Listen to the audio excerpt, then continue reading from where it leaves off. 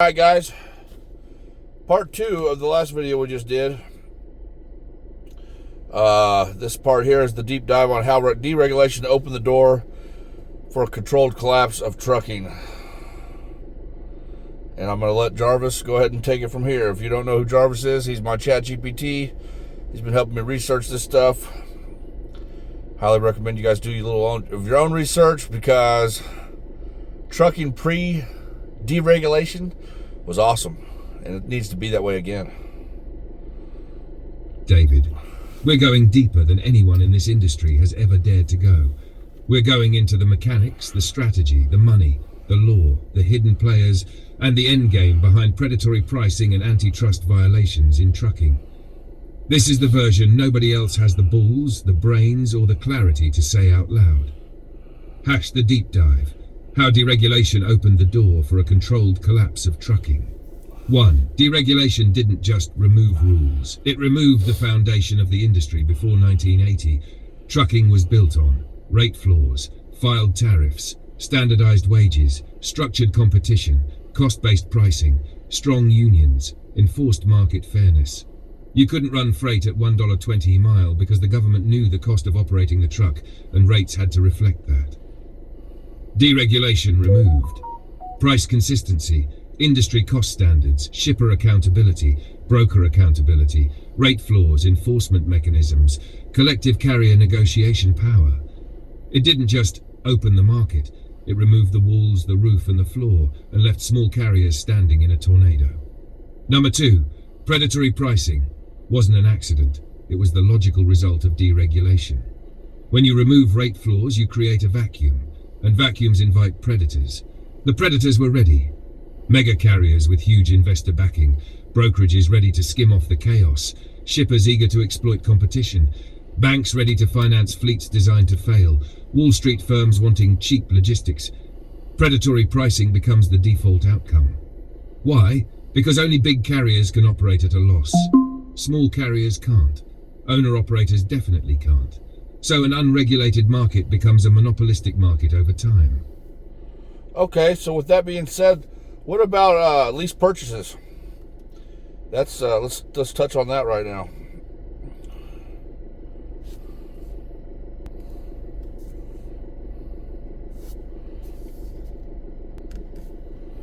David, now we're stepping into the dirtiest corner of the industry. The part that ties directly into predatory pricing, deregulation, antitrust violations, and the destruction of the American trucking middle class. Lease purchase isn't just a scam, it's a strategic weapon in the monopoly game. Let's break it wide open. Lease purchase, the hidden engine that fuels predatory pricing. Lease purchase is not about helping drivers own trucks. That's the sales pitch. Lease purchase exists to manufacture fake capacity, push rates downward, create slave-level labor, dump costs onto drivers, inflate mega-carrier fleets, create a revolving door of disposable labor, keep the driver poor, desperate and compliant, allow carriers to operate below cost, and most importantly, destroy competition. Let's go line by line. Number 1. Lease purchase creates unlimited, cheap capacity. Mega carriers promise no credit check. Walk away anytime. Be your own boss. Own your own truck. Guaranteed freight. Sounds good, but in reality, every lease driver is just another subsidized truck on the road. Mega carriers don't pay the purchase cost, the driver does. They dump all the risk onto the driver. Maintenance tires, fuel repairs, breakdowns, permits, insurance. They create a false owner-operator class. Thousands at a time, a mass-produced OO army that isn't real ownership. They weaponize desperation. Lease ops are scared to lose the truck, so they'll take any load, and that is what sinks the market. Number 2, lease purchase. Lets mega carriers engage in predatory pricing without losing money. This is the dirty secret. When a mega carrier hauls freight for $1.30 semi, they still get paid by the shipper, they still get brokered revenue, they still get logistics revenue, they still get tax advantages. But the guy who loses money is the lease operator. He pays fuel, repairs, truck payment, tow bills, tires, breakdowns, lease fees, deadhead, training debt. Mega carriers, no, open quote, we can haul cheap because the lease op eats the losses. Close quote. This lets the carrier appear profitable on paper while running rates so dirt cheap they kill the entire market. That is textbook predatory pricing, but in disguise. Number 3. Lease purchase creates a revolving door of new suckers. Lease ops fail financially, fall behind, have a major breakdown, lose their health, lose their truck, quit, go broke. When they quit, the truck returns to the carrier's yard. They lease it again to the next guy. Double profit, double payments, same truck, zero risk to the company, unlimited churn of desperate bodies. Each time the truck gets returned, the mega carrier charges new down payments, charges new orientation fees, charges new insurance fees, charges new deposits, pocket massive profit, and throws the truck back on the road to crush more market rates. It is human capital extraction, plain and simple, not transportation. Number 4. Deregulation made lease purchase explode before deregulation. Owner-operators were legitimate. Carriers paid good wages. Rates were stable. Predatory pricing was not possible. Fraudulent leases would have been illegal. No carrier would dare undercut market stability. After deregulation, carriers could undercut. Carriers could misclassify drivers. Carriers could dodge liability. Carriers could abuse IC contractor loopholes. Carriers could push lease scams with no oversight. Fraud became a business model. Lease purchase is a child of deregulation. It thrives in chaos. Boom! Right there. Lease purchase is a child of deregulation. It thrives on chaos. Fraud becomes a business model. Guys, let it go. Lease purchase violates antitrust principles, indirectly but powerfully. Here's the move. Mega carrier floods the market with cheap trucks, runs artificial capacity, creates downward rate pressure, wipes out small carriers, forces drivers into lease purchase to survive, grows market share, consolidates power parks. This is exactly what antitrust law is meant to stop. Predatory pricing's manufactured capacity is market manipulation. But because the losses are absorbed by the driver, not the carrier, it gives the mega carrier plausible deniability. Antitrust regulators have never caught on. Number 6. Lease purchase destroys wages in the industry. Every lease op who accepts $1.20, $40 mile, $1.60 mile becomes a one-man wrecking ball to market rates. Not because they want to, but because they're trapped. This pushes down company driver pay, owner-op pay, carrier rates, broker negotiations, average industry wages, market expectations. Lease purchase is the core engine used to keep trucking wages at poverty level. Number 7. Lease purchase enables the industry to avoid labor protections.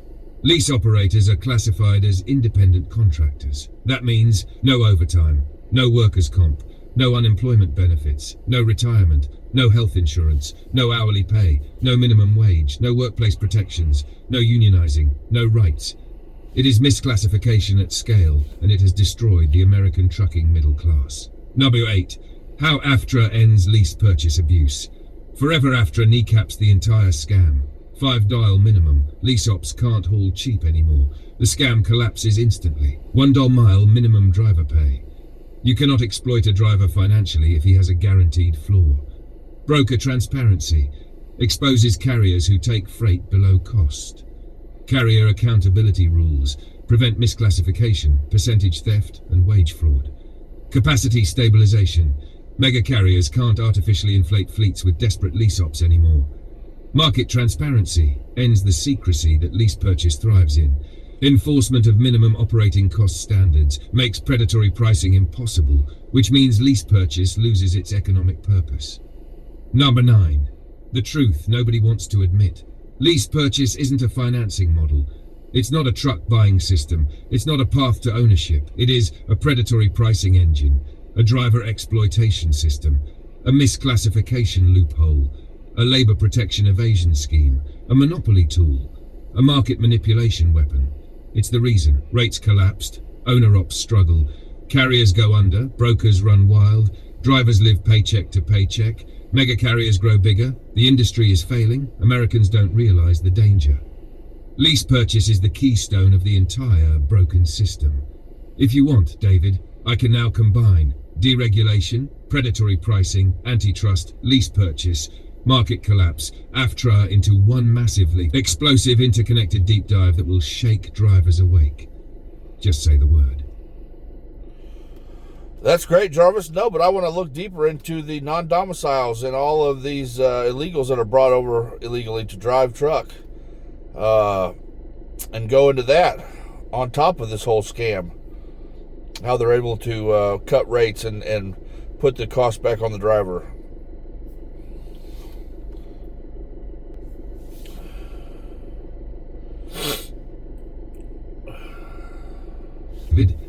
We can go deeper, but before I dive in, I'm going to keep this grounded, factual and lawful, and not target people as a group. We'll analyze the system, the loopholes, the programs, and the exploitation pipeline, not the individuals who get caught inside it. Right. What you're talking about is real, but the truth is this. It's not about illegals. It's about non-domiciled drivers, visa loopholes, labor exploitation programs, and carrier schemes that weaponize imported labor to undercut the American trucking workforce. That's right. This is a system-level scam, and that is what we're going to expose. Let's get into it. All right, let's do it. The foreign labor loophole, how carriers import drivers to undercut the market. 1. What non-domiciled actually means. A non-domiciled CDL is issued when a driver is not a US citizen, is not a permanent resident, does not legally live in a US state, but is authorized to drive here under special regulatory exceptions. FMCSA created this so legitimate foreign workers, e.g. from Canada, Mexico under NAFTA, could do cross-border work, but the industry twists it. Number 2. The loophole. Foreign labor programs plus mega carrier exploitation. A lot of mega carriers use immigration pipelines to bring in drivers through. Work visas, cultural exchange visas, seasonal agricultural exemptions, North American trade agreements, foreign labor leasing firms, training schools overseas. The drivers aren't illegal. The system is legal, but the way carriers use it is predatory as hell. Here's how. Number 3. Mega carriers import cheaper labor to crush the rates. Lower wages. Foreign drivers get paid far less than US drivers, often half or less. No negotiating power. They rely on the carrier for housing, work authorization, transportation, food stipends, continued legal status. They cannot walk away or shop rates. Forced dispatch and long hours. They can't say no. They can't quit. They can't go home. They have no legal recourse for abuse. This creates a perfectly compliant labor force that will take the lowest paying loads, accept forced dispatch, run insane hours, do whatever the carrier demands, and that drives American wages down across the board. Number 4. How this ties into predatory pricing. Mega carriers use these drivers to run freight. Below cost, below market, below living wage, below American operating standards. This is the same predatory pricing engine we described earlier, but with an imported labor twist. The cycle. 1. Carriers import drivers under special status. 2. They pay them far below US market rates. 3. Those trucks run freight at $1.20, $1.60 per mile. 4. Brokers say, look, the market is cheap. 5. Small carriers can't compete. 6. Rates collapse. 7. American drivers quit or go bankrupt. Carriers expand the foreign pipeline. This is systemic price manipulation, not competition. Number 5. Why the industry uses foreign drivers in lease purchase. Here's where it gets dirty. Some mega carriers put foreign drivers into lease purchase. $2,000 down. $1,000 weekly truck payment. No credit check. No ability to refuse loads. No ability to quit without losing immigration status. Now the carrier has guaranteed revenue from the lease, guaranteed capacity, a driver who must haul whatever rate is given, zero risk, maximum market control. It's a perfect exploitation machine. Number 6. The economic impact. How American drivers lose. Suppressed wages. Carriers don't raise pay because they don't have to. Lower negotiated rates. Foreign drivers accept cheaper freight, which becomes the market average. More competition. Artificially inflates the driver pool with people who have no ability to negotiate. More small carrier bankruptcies. You can't survive hauling at cost when someone else is hauling at below cost because the carrier is subsidizing them. People blame foreign workers, but the truth is, this is carrier strategy, not driver strategy. It is corporate exploitation, not immigrant exploitation. Number 7. Why this is not about race or nationality. It's about regulation. To keep it factual and tight, the individuals aren't the threat. The carriers using them are the threat. The loophole is the threat. Deregulation is the threat. These workers are put into a system where they are underpaid, threatened, dependent, exploited. This isn't about who they are, it's about how they are being used. Number 8. How AFTRA shuts this down. AFTRA indirectly kills the exploitation model. #1 mile minimum driver wage. You can't underpay foreign drivers anymore. $5 minimum carrier rate. You can't use them to undercut American carriers. 3% broker cap. You can't skim off the top and create artificial rate collapses. Mandatory transparency. FMCSA, DOJ and DOL get clear visibility of labour abuses, wage exploitation, predatory pricing, fraudulent leases, misclassification, rate manipulation. Ending predatory pricing. Foreign driver exploitation only works because the carrier can haul cheap. Once cheap freight is... All right, I also want to know our plan to fix the lease purchase program. What was that?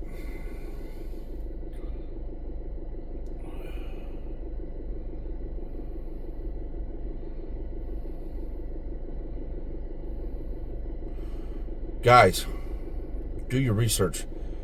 This is ChatGPT 5. I've been training it since May. And if you ain't using it, you better start using it or you're going to get left behind for sure. Heck, it just helped me go shopping at the grocery store. Helped me pick out my carnivore menu for doing the carnivore diet. Trying to do a little better, eating a little better, being a little healthier. Let's hear what he says.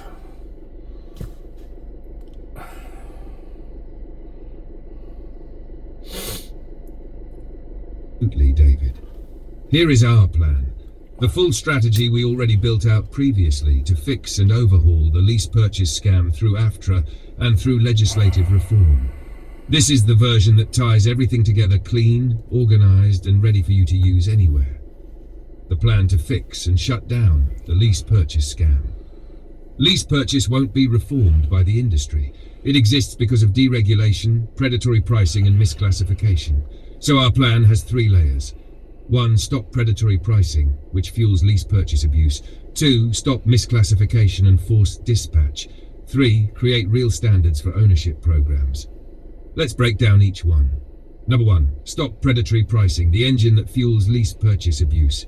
Lease purchase only works because mega carriers can haul freight below cost, dump the financial losses onto the driver, flood the market with cheap capacity, force lease ops to run any rate, bankrupt small carriers, collapse wages. So the first step of fixing lease purchase is making cheap freight illegal. Under AFTRA, $5 mile minimum carrier rate. No more hauling freight at $1.20 GOS. 1.80/mile. Lease ops can't be forced to run trash rates $1 minimum driver pay. You can't starve lease drivers out. You can't manipulate them into running garbage loads. Fuel surcharge 100% pass-through. Carriers can't hide fuel cost manipulation. Lease ops stop absorbing the hit 3% broker cap. No more hidden margin theft. Brokers can't skim 40-60%. Rates rise across the market. Full transparency without request. Every lease driver sees exactly what the load truly pays. No more lies, no more company rates versus contract rates.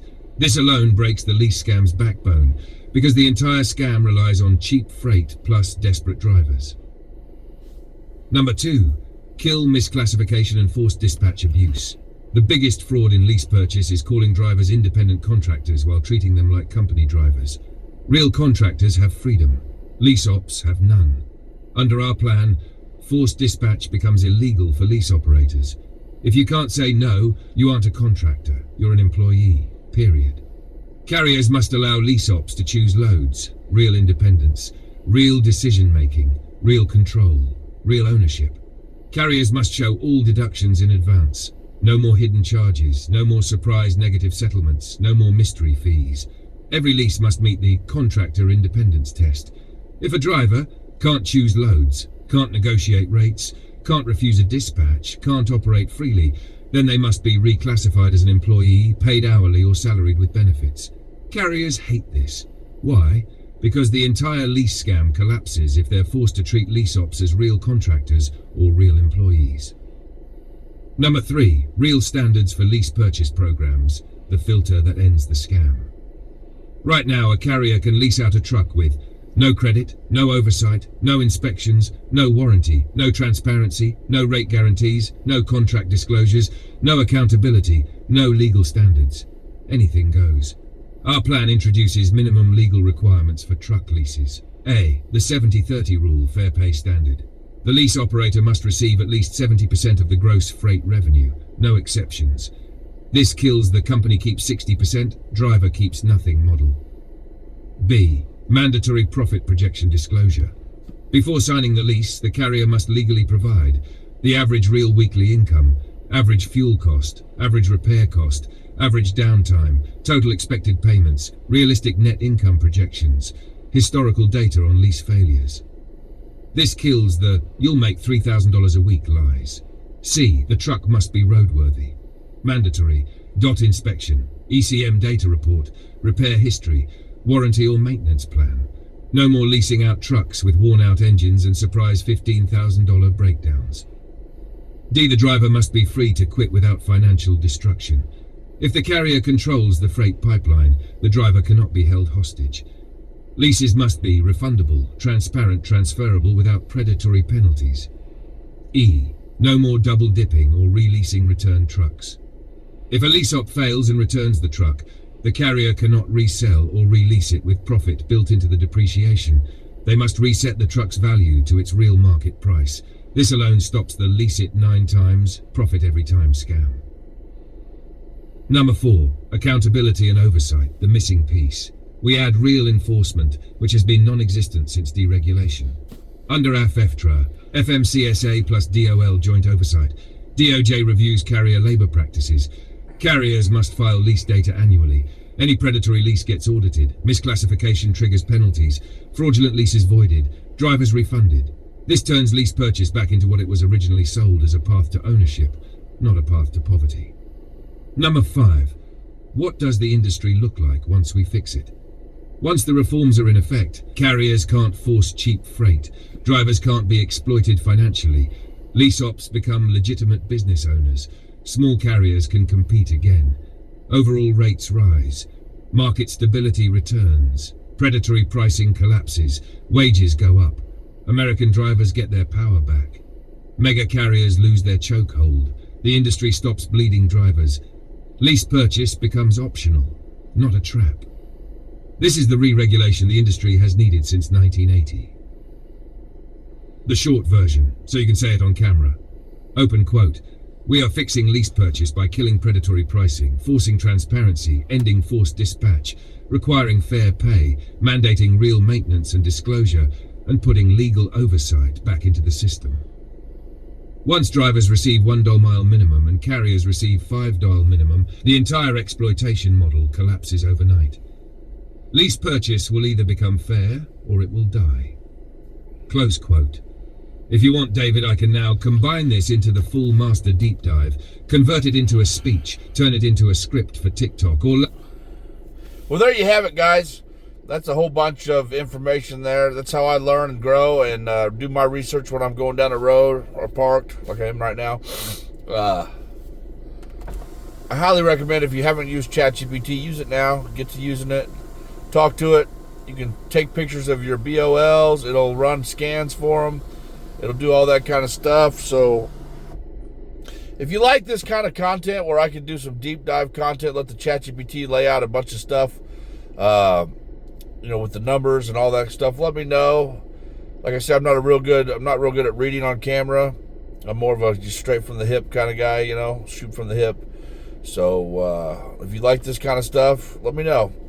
I appreciate everybody. I'll probably put some more videos up later.